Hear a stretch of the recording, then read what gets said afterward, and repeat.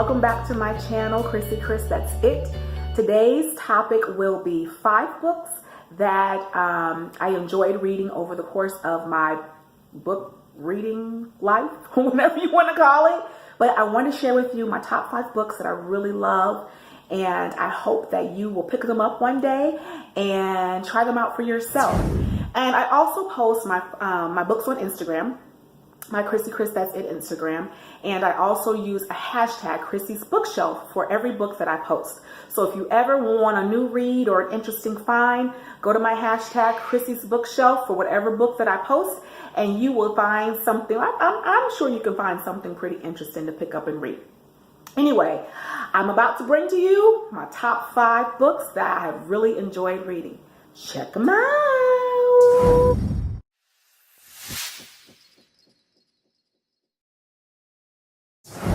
Hey y'all, I'm back. As you can tell, because I got on some different clothes here, I changed and decided to continue filming another day. But I'm back to give you my top 5 books that I thought were either inspirational to my life and helped me in my life, or were just great pure entertainment. And I hope that these books will make you run on out and go try them out and get them. I have so many books, really. It's ridiculous. Like I said before, I need to get myself another bookshelf because I've got books all over the place and I really need to get my books organized. So with that being said, let me start you off with my first pick. If you can see that, it is The Immortal Life of Henrietta Lacks. This is an amazing book. It is up close. And this book is just a great piece of not only Black history, but history, period. Just an FYI, I'll be glancing down because I wrote down a few notes. So that's why my eyes keep darting down. But this is an amazing piece of history. This woman's life, y'all. So she was a tobacco farmer, a poor Southern tobacco farmer, still farming on some of, some land that her ancestors and family owned. And she went to the doctor for an appointment. I can't recall exactly what the appointment was. It's escaping me. But some of her cells were taken without her knowledge. And it ended up that these cells are still living to this day. And scientists have profited from her cells. And that's why they call them Immortal Life of Henrietta Lacks, because her cells just won't die. And so because of that, they have created the polio vaccination. They have uncovered so many things with cancer, other viruses. They've made great strides with in vitro fertilization with her cells. Just science has truly benefited and profited from the use of her cells. And so, but the kicker is with this, she not only didn't know, but not 1 cent was given to her of all the profit that was made off of her cells. And the same goes for her descendants and her family that is left behind. Not 1 cent was given to them, and they did not even know until the author Rebecca Skloot decided to take it upon herself and dig into this real, it reads like a textbook, almost a science book at time because it deals with science, but Rebecca decided to dig deep into this. I think there was a movie created off of this if you haven't seen it already, but I suggest that you read the book first because, again, it is a great piece of history. If you're an African-American woman, this is a great piece of history for you to know too, but not just if you're an African-American woman. So this is my number 5 pick, The Immortal Life of Henrietta Lacks, and the name of her cells were called the HeLa cells. Okay, on to book 2. Can you see that? It's called The Red Tent. I really enjoyed this book. It's almost like maybe a Christian fiction, I would say, but it used biblical foundation for this story, which is the story of Dinah. I believe that's how you say her name. She was the only daughter to Leah out of all the sons that Leah had in the Bible. And although in the Bible, I think it was Genesis either chapter 34 or 35, her life was not really, it was short-lived, meaning her story was short-lived, but she, I believe, was raped and abducted If I'm thinking correctly, don't sue me, Bible scholars. But anyway, this book tells her story from her perspective.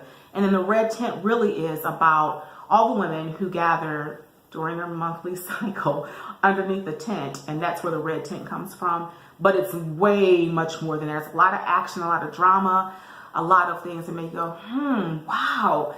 You know, that probably is what Diana probably experienced and what she could have gone through. I think it's a great way that the author looks through her lens to tell her story and give her voice. Because we don't hear about her very often. We hear about the brothers and the mothers and the father, Jacob, but we never hear about her. So I would give this a thumbs up. And my book number 4, The Red Tent, is called Lost and Found. And as you can see, I really like this book. It's by Sarah Jakes. It's her very first book. And you can look at all the little thingies. That means I have bookmarked it, wrote notes, and all sorts of goodness. This is like, she's like my BFF in my head, one of my BFFs. Like my BFFs range from Jill Scott to Sarah Jakes. Don't judge me. But she is an amazing writer, and her writing has gotten even better. I just think that she's got the gift of words like her father, T.D. Jakes. And she can just, she can just write like no other and have you think. So this is pretty much about her life, lost and found. She's a church girl, grew up in the church, and she really didn't think she was a part of the church initially. Like, why would I be here? Why do I be, my pastor's this big, my father, I'm sorry, is this big minister, but she didn't know her place within the ministry, within the kingdom of God. And so it talks about her journey from being a teen mother to what happened, but my video just stopped recording. My camera just stopped recording mid-sentence.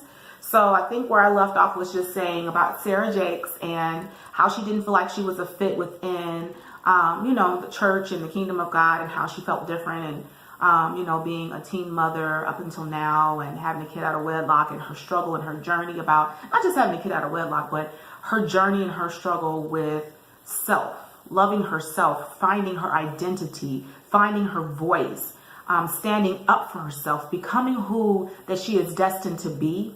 And man, I can relate so much to her as far as having the lack of self and the confidence to, let your voice be heard without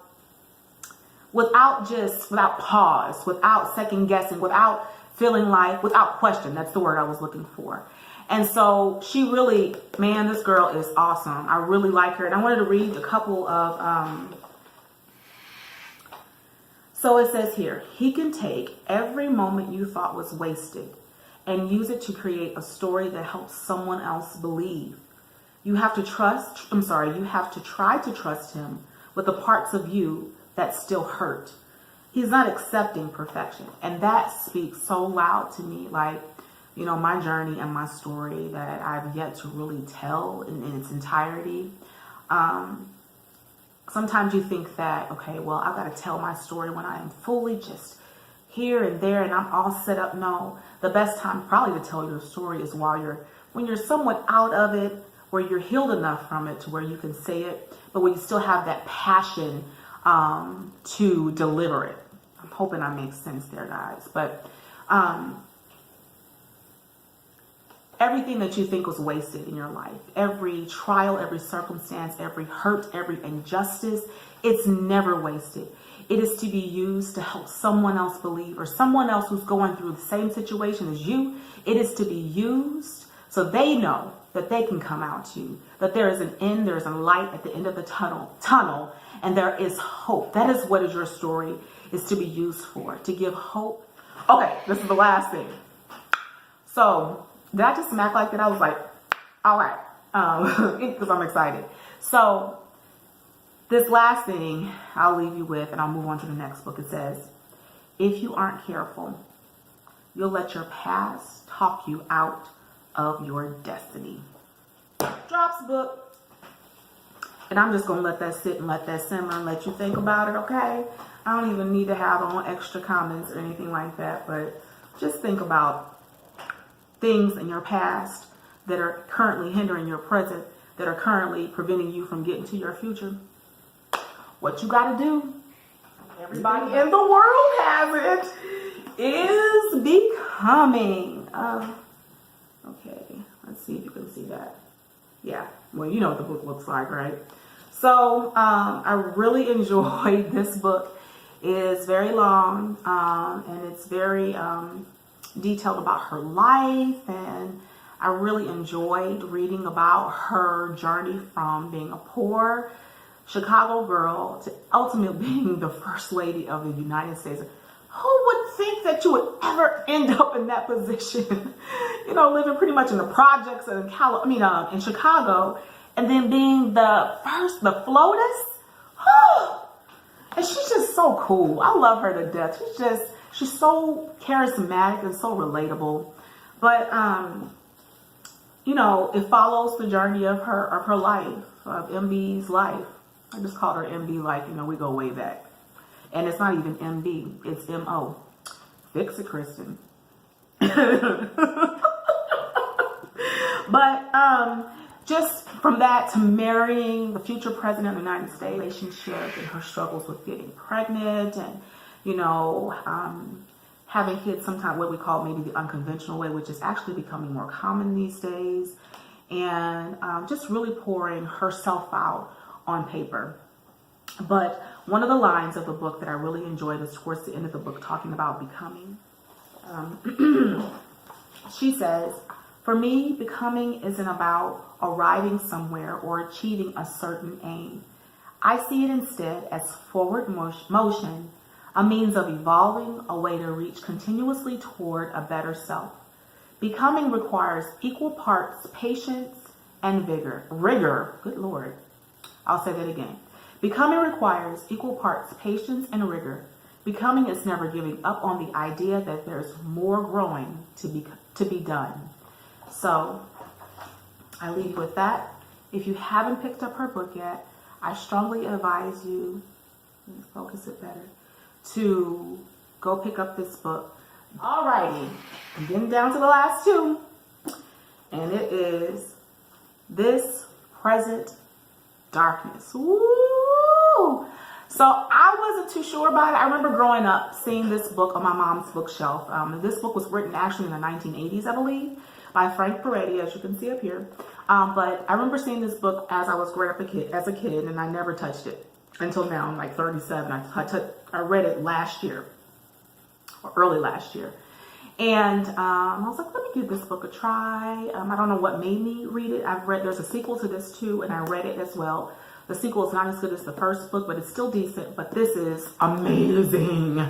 I've been thinking about like suggesting it to a lot of people, or even if I was in a book club, suggest it to those folks to read. But so this book, This Present Darkness, gets part of its title from Ephesians 6:12, where it says, I'll read it off the back of here. "For we do not wrestle against flesh and blood, but against the rulers, against the authorities, against the cosmic powers over this present darkness, against the spiritual forces of evil in the heavenly places." So this book is set in a small town called Ashton, and it gives you a mental visual with your imagination on what happens in the supernatural, what happens in the spirit realm, against good and evil, so to speak, against the forces of darkness and light, and how the angels are always fighting for us when we don't even know it, when we don't see it, when we're completely unaware of it, and how they're constantly fighting off so many things that are trying to distract us or kill us. And it is amazing, guys. Oh my gosh. Some folks said, "Oh, I couldn't go to sleep after this. I had to sleep with the lights on." It wasn't like that. It wasn't horror to me. But I think it gave such a great, like, I could see it. I could visually see it at times. And I think I read this book in like 2 days. And it's close to a 400-page book. And shows how angels, demons, and prayer and spiritual warfare struggle for control over the citizens of the small town of Ashton. And like I said, it comes from Ephesians 6:12. And I strongly and highly recommend this book. Once you pick it up, you will not be able to put it down. And if you ever do decide to read it, maybe come back to this video and comment on how you liked it or didn't like it for all the books that I suggest. So This Present Darkness is number 2 for me. Go get it! Okay, guys, so the last book. I may look slightly different because I changed phones. So hopefully I don't look too off, but because my other phone died on me and whatever, I didn't pay attention to my battery life. So that's that. Anyway, so my number 1 book, I picked this book as my number 1 book, even though there was really no particular order, but I chose this as like my number 1 book because I've read this book multiple times. And it's called 32 Candles. Can you see it? Anyways, this book was amazing to me. It's like a rom-com, romantic comedy, if you guys don't know what that was short for, type book but for Black girls. And it's about this girl, a nerdy girl who grew up in Mississippi, in the rural Mississippi, who was raised by an alcoholic and abusive mother and father. And her name was Davidia Jones. She was a dark-skinned girl, hair, you know, questionable, those kinds of things that, you know, we get made fun of for our nappy hair. Thank the Lord for the natural hair movement now. But even within that, there's still prejudices, I would say, within the type of curl pattern you have, right? I say rock whatever curl pattern you got, okay? Right now, I'm rocking the curl pattern of a weave, and it is amazing, okay? Next time you see me, this will be out, though. Wait, let me get my weave right. Anyway, I don't know why I keep, like, smacking my lips, but that is really weird. So, back to the book. Got off track. She was also the constant center of bullying and taunting at school by a group of girls. And so what she would do to escape, when she went home, can't talk, when she goes home, she would watch the Molly Ringwald movies. And that was her way of escape. That was her fantasy land. That was her way to visualize a better life and how things in high school would turn out for her with, you know, the guy who would like her and be there with the red Corvette and be the Jake of her life. Well, that is what 32 Candles is based off of. 16 Candles, which was her favorite Molly Ringwald movie. So to speed this up a bit, she ended up running away from home, and she hitchhiked herself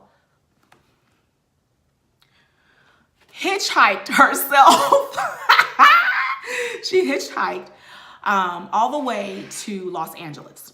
And once she got there, she ended up getting a gig or a job at like a local nightclub type lounge area. Scene. And so once she got the job at the nightclub, she ended up reinventing herself, and she changed her name from Davidia to Davy. She just went by Davy. And one day while she was performing, or, you know, along in the book, her high school crush comes walking in to her local joint, and she immediately recognizes him and knows who he is, but he doesn't recognize her because she's grown up some. She's changed, she's developed, she's matured. She's a nightclub singer, y'all. And so he had no idea that his past was right before him, and she had no idea how him coming into her nightclub would bring her past to her present. So this talks about that. His name was James, or is James in the book. And he is the Jake of 16 Candles. So I would advise you to read this. This was a really good read for me. It flowed effortlessly, great writing. I had the ability to see the characters in my head very clearly. And so I really would recommend 32 Candles to anybody out there. If you buy it, please let me know again in the comments section what you think about this book. I have been talking and blabbing and rambling all at the same time, but I hope that you were able to get some different ideas of what you would like to read anytime soon. Oh, I want to leave you with this. This is my current read. I just started this around the Christmas holiday.